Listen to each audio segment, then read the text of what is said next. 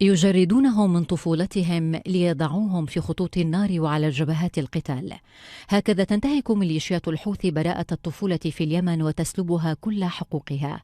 منظمة العفو الدولية كشفت في تقرير لها أحدث هذه الانتهاكات، وبحسب التقرير فإن الحوثيين يجندون أطفالا لا تتجاوز أعمار بعضهم 15، ويفرضون على ممثليهم المحليين أن يجندوا عددا معينا من الأطفال، وتكون هذه الأوامر مرفقة بالتهديد والوعيد.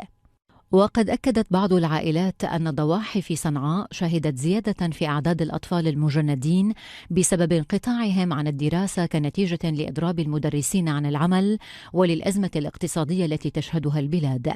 ويعمل الحوثيون على إرسال الأطفال إلى مدارس دينية وعسكرية قبل إرسالهم لساحات القتال.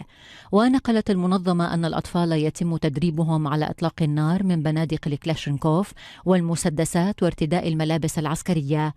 التقرير نقل أيضا أن الحوثيين يعانون نقصا في أعداد مقاتليهم في الجبهات، لذلك يطوفون على الأسر لأخذ فرد من كل عائلة.